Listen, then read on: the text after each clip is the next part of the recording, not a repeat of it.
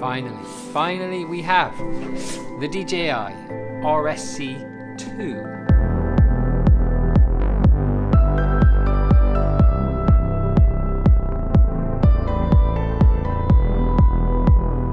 Now, I already have the Ronin SC, the Mark 1, and I've only had that for a few months. I was looking getting the Weeble S coming from the Weeble lab, and I didn't quite get round to getting that, and a really good deal came up on the Ronin SC. Little did I know, within a matter of about 4 to 5 weeks, they were going to announce the RSC2.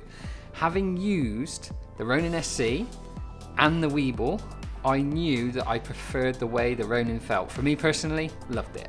Fell in love with the Ronin SC, and it was a hard decision, and really one I'm still not quite sure on whether or not it's worth upgrading from the Ronin SC to the Ronin SC2.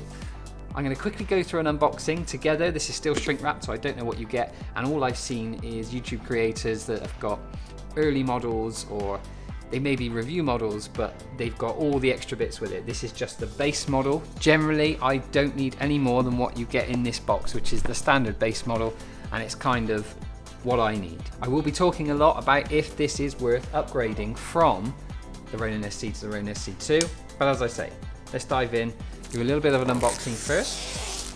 Let's get this shrink wrap off. So the box itself, standard DJI product box, nice feel, as you'd hope.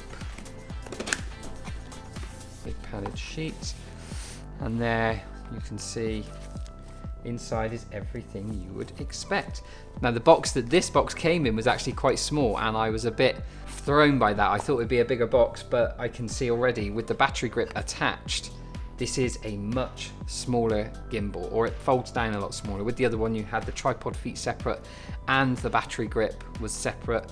Now it all folds in nice and neat, which should fit straight into my camera bag even better. I didn't want the bag, I didn't want the follow focus. I'm a Sony shooter, as regular viewers of my channel may know that I have recently got the A7S III, and that's what I want to use this for. There's one very slight drawback on the Ronin SC, that every now and then I get a little bit of twitch, and that little bit of twitch came probably from being overloaded with weight, or it was at the capacity for what the motors could handle.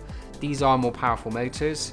I had the same issue with the Weeble, the little Weeble Lab, and I know the Weeble S would also be able to handle it like this. So it was a choice between the two. This one has thrown me. There's a few things that I'm not keen about, but rather than babbling on too much, I'm going to show you exactly what you get in the box. As I say, this is the standard basic kit, if you will. This is just the gimbal. You have the mounting plate, which I love the addition of this new quick release. I don't know why it's not better, or hasn't been better until now. Until now with the Ronin SC, you would have to take this off, and compared to the Weeble Lab, I would click that on and away I go. If I hadn't touched the lens setup, it would be straight in the position I had it last time. Even with the little notch, the quick release, it wasn't really quick. You'd have to unscrew it, you'd have a chance of nudging it left or right, and it was such a pain. With this, we have the quick release system. This is going to use the same connectors that I use on all my tripods, so that is wonderful news. As always, we've got all the other different cables that you may need. We have a riser plate or a bigger plate. Okay, so you could choose whether you want to use the higher plate or the smaller plate, depending on what lenses you tend to use. Lens support, if needed. Again, I don't really get around to using that very much. And a couple of extra little screws, and that I believe is the screw for the mounting plate. Tripod legs. I love the tripod legs that DJI include with their Ronins. I didn't dislike the tripod legs that you had, again with the Weeble Lab, but these are a little bit better. Just a little bit nicer to hold, just feel a little bit more secure. So there we have it itself in travel mode. That is really small.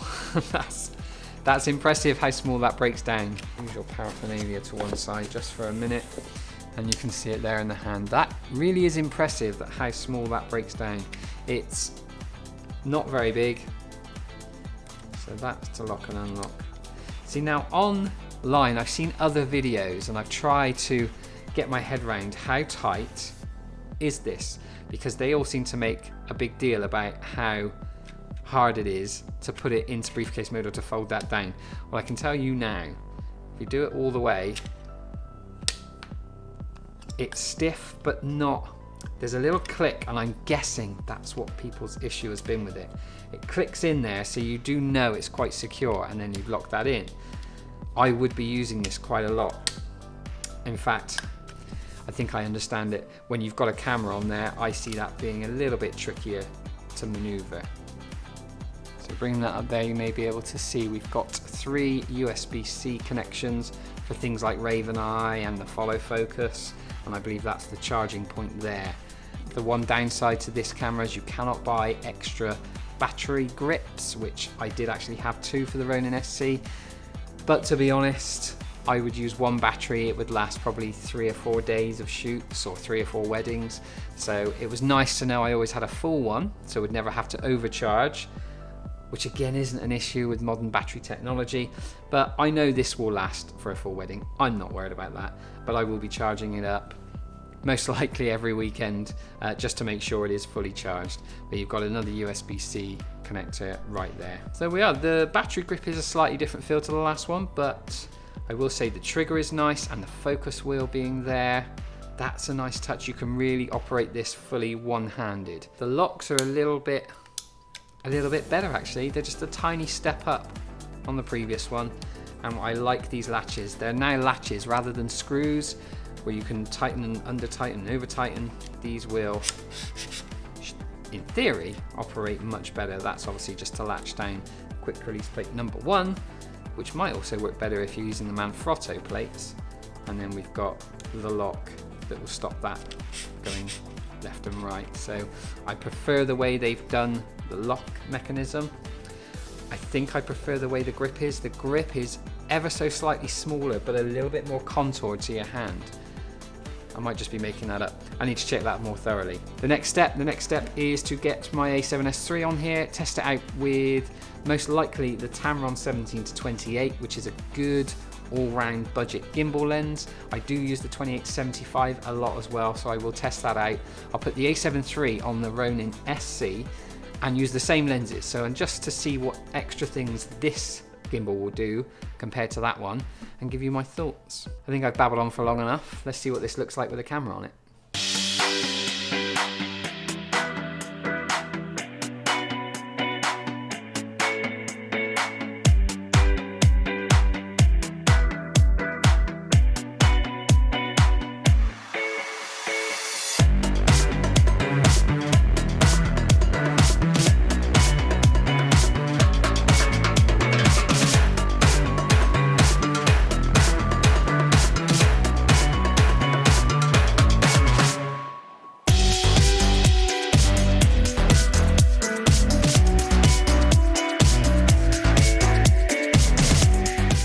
So, quick little test. Ronin SC Mark 1 or the Ronin SC Mark 2?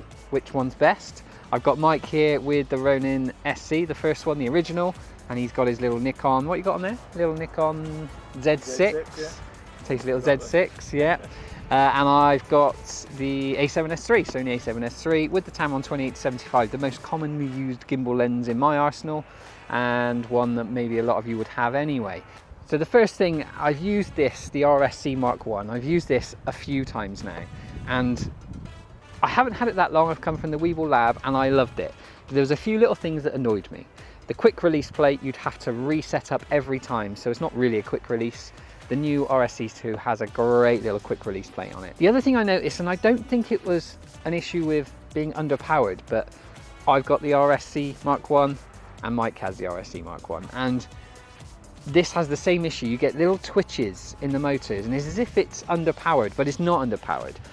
I don't think it can be fixed with a firmware. Well, it hasn't been. They've done a few firmware updates and it hasn't been fixed, which is a little bit frustrating, and it's the one thing that annoyed me. On the RSC Mark II, from my very little use already, there are no micro twitches and movements. The motors are a lot more powerful, but first impressions, I will say, going straight back now, having used this for the last hour and going back to the RSC Mark 1, it's the ergonomics of the handle and a little bit of micro twitches.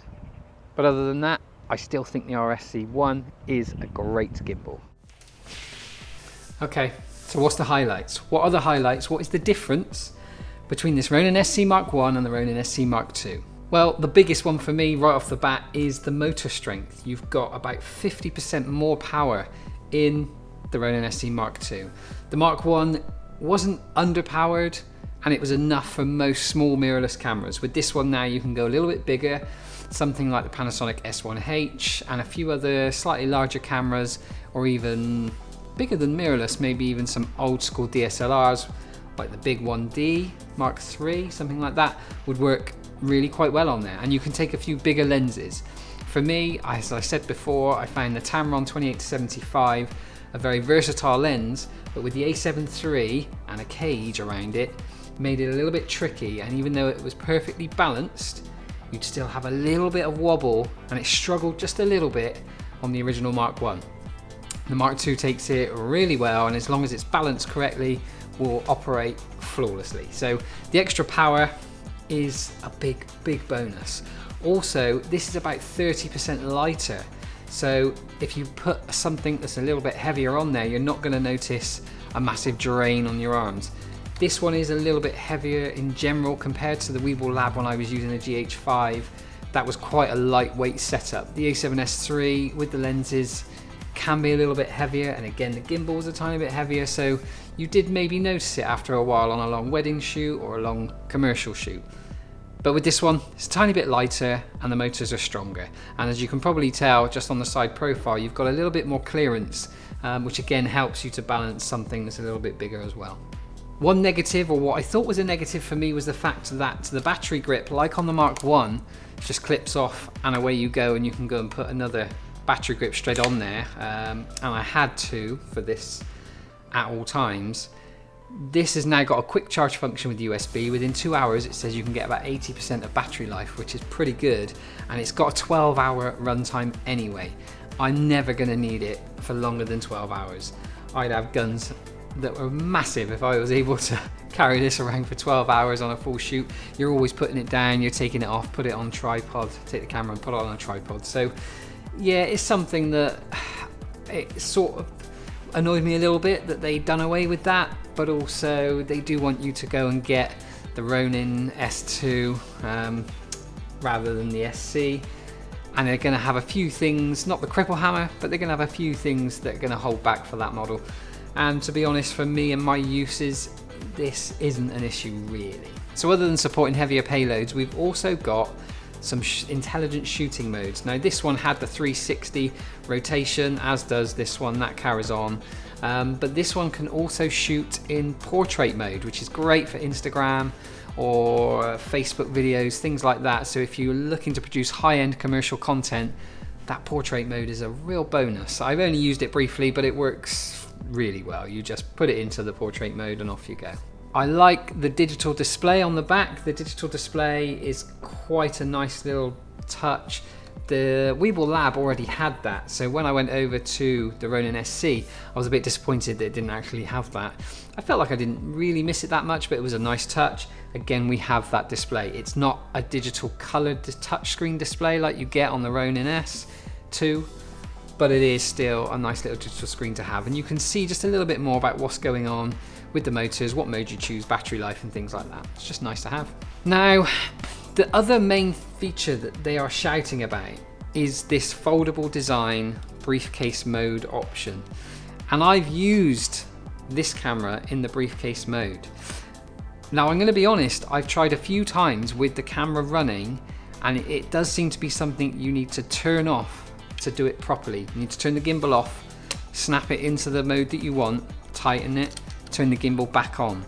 Now that's not really the run and gun option that I'm looking for, and I just want to be able to grab it. I don't mind a little twist and pull action, don't we all? But it'd just be nice if it would just flow a little bit more smoothly.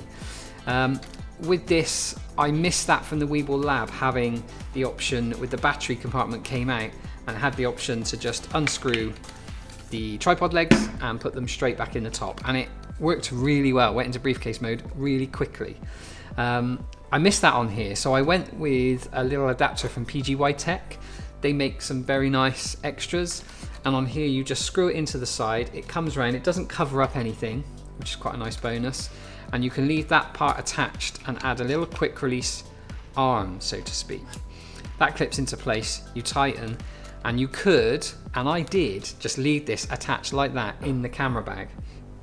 All that would then mean, especially if you were using the quick release system from Zion, which I do, as you can see, I just literally just pulled the tripod legs off of there. You pull them off, so if you imagine they were on the bottom, you'd pull them off and then just click that into place and off you'd go, and you'd have your briefcase mode as well. So it's something that I wish this had, and I'm going to put up on screen now a little extra that Small Rig have just announced, and that's coming out in the new year. I've already ordered one.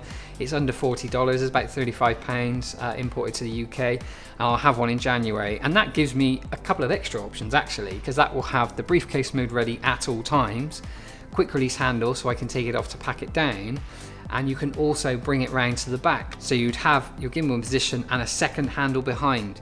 So you could give yourself that extra bit of stability, especially if you're using a bigger camera, and then obviously that folds up or down. I think that is something I would rather use over the foldable design, and the foldable design would then just mean it becomes easier to pack down and pop into the camera bag, if I'm being brutally honest. I'm a fan of the foldable design, and I get that they were trying to implement it into a briefcase mode. I haven't tried using it extensively, but on the few occasions that I have, I didn't find it easy to do, to make that transition from standard into briefcase mode.